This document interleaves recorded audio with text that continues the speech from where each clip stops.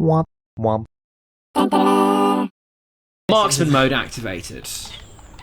So marksman mode is when we have fury, then entering marksman mode will give us a slowdown on that. So with the stalker bolter, it's obviously quite off. The stalker bolter. You fool. Yeah, I like the witch hunter stuff. In Absolutely. particular, I like Victor Saltzpyre in Vermintide. He's just Again, a fun character. he's Such a zealot. Absolutely, and he's that character archetype driven up to 11. Yeah. He's fun. Yeah, so the orcs have pulled our shell out of place. Oh, orc pull-out game too strong. How does your mind do this? Like, You wouldn't think he's got time for it, but yet every single time he's spaffing out blinders. can we never say that ever again? Very good, sir.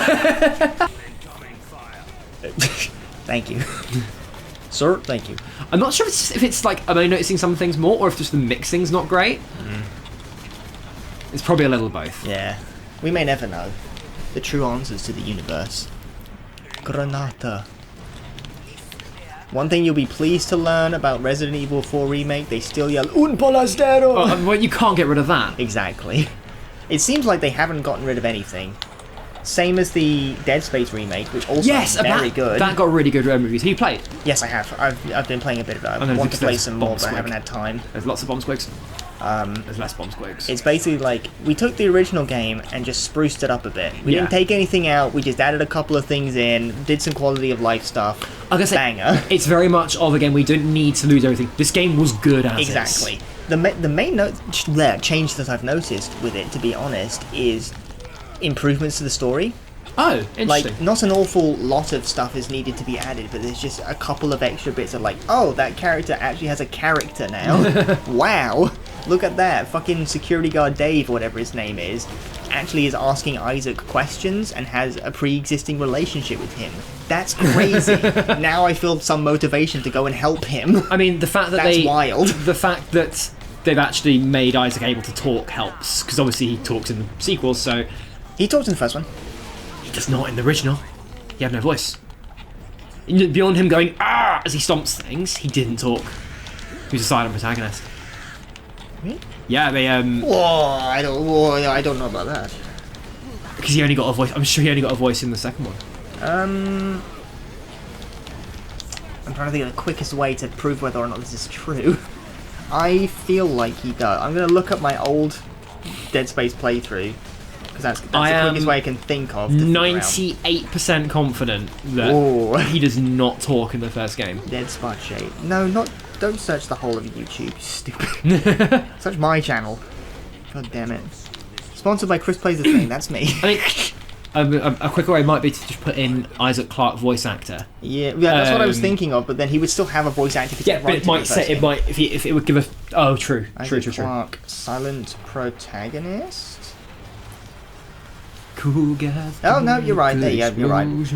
You're quite correct. Yeah, he was definitely inexplicably silent mute while other characters spoke to him in the original Dead Space. That's crazy. Yeah.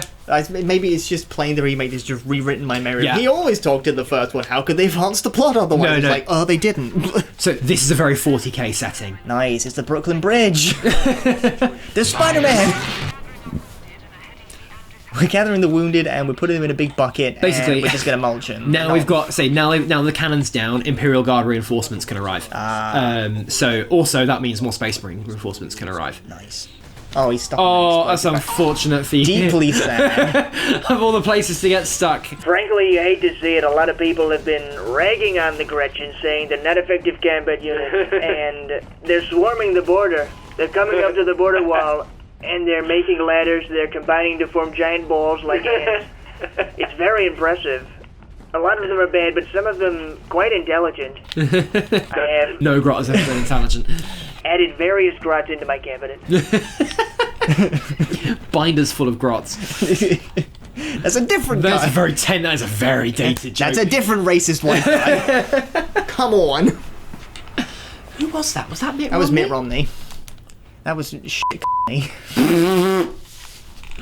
That's nothing. That's terrible, Chris. You're not better than this, but I think it would actually be funnier if you censored that. bleep myself out. Maybe I will. Maybe I will.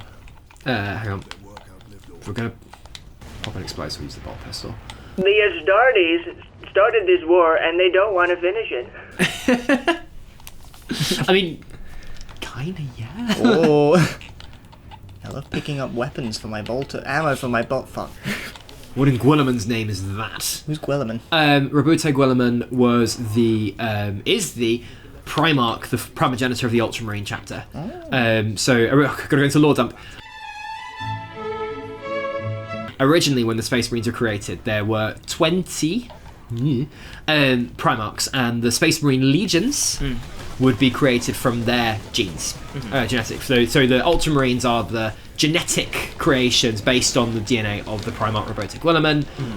There were 18 Primarchs at the time of the Horus Heresy. There are 2 that we don't know what happened to them. Oh. And the Horus Heresy is where half the Space Marine Legions, and by extension half the Primarchs, turned to Chaos. Oh. Roboute Guilliman was one of the most loyal, and as of the current Law of 40k is back, because all the Primarchs disappeared, and now slowly they seem to be returning, most of them as demons, which is not great. Because the Chaos got 2 of them, and then because they got Magnus the Red and Mortarion of the Death Guard, and then they gives a surprise assault at the end of one of the editions by saying, "Look, Roboute Guilliman." Guilliman's back, and he's better than ever. A loyalist Primarch is back, and that actually gives the Imperium some hope in their darkest hour. Nice. And we're actually just getting another one back now. He's coming out soon. Donald John Trump. No, which he wishes, which is Lionel Johnson of the Dark Angels. Who's very cool and very menace. There's one. Servo Skull. So these are the Servo Skulls. Eat it! Eat the skull! So you can. I'm not going to listen. When I found it, rapture. The name A man chooses the way of the Emperor. A Space Marine chooses, a servitor obeys. Good knowledge. Yeah, I did it. A cogent Bioshock and 40k joke. Yes! It shocks me that I haven't seen more Donald Trump Space Marine fan art. You might just not be looking in the right places. I'll Google that right now. I've got plenty of free time. I'll Google that right now. It strikes me that maybe Warhammer 40k doesn't appeal to the American right. Maybe it's not something they know so much about. Maybe. But it seems like the obvious, like, Donald Trump is an obvious I imagine man. if you look for it, you'll find it. God Emperor Trump, huge statue. What? Hey, they gave him a war claw. Oh yeah, the Emperor has a lightning claw. That's interesting. And by interesting, I mean horrifying. Put them down. That's AI generated art. That's pre-existing art that someone's just photoshopped a small photograph of Donald Trump's head and a cap on it. Yeah, that's famous because a lot of people have redone that with Henry Cavill's face. Ah. Because as it turned out, we have like an agent in the in mainstream celebrities. This AI generated art is very funny because it's absolutely warped the shit out of his face. Ooh! He looks like a servant of Nurgle, am I right, folks? You have to slap that up on screen when you... Yeah, I'll try and find that. God Emperor President Donald Trump by Theocrita on DeviantArt. I'm not putting that one up. I'm leaving that one well enough alone.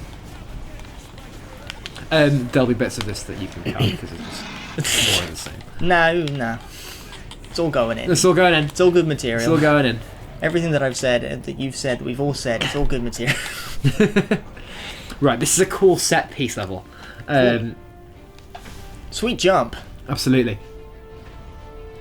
The boys are back in town. Guess who just got back today? There's wild and reckless Space Marines who came to play. We missed that, but the Orcs are going to use this heavily armoured train as a battering ram to get into the Titan Manufactorum. We've got 6 minutes. It's not a time-bonded level. It just says it's going to hit in 6 minutes. We've got that long to stop the train. Now, I've played Final Fantasy IV, and in my opinion, the best way to stop a train is the way that they did it in that game, which was to suplex it. I'm wondering, what will Space Marine do to surpass that? Well, only one way to find out. Whoa. I can't say that we won't suplex it. Exciting. I've played the game before, but...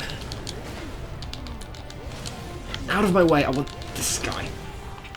Okay. He fell over. All the excitement was too much and he had a heart attack.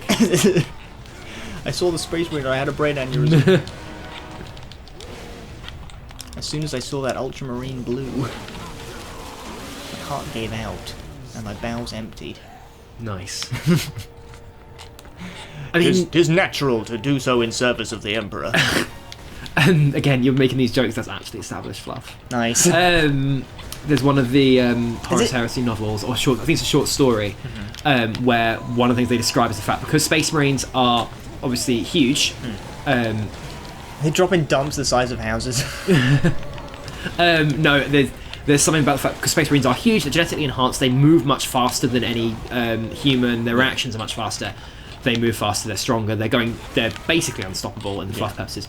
And so there is a actual phenomenon in the setting, which is that people who are having to fight Space Marines actually freeze when they appear, because it's described as transhuman dread, because your brain goes, something that big should not be moving that fast. And it's the realization that you're going to die and there's nothing you can do about it. And I believe in the expression, in the actual writing, the line is, and then it's moving too fast and that you're going to die, and if you're incredibly, incredibly lucky, you might have time to piss yourself first.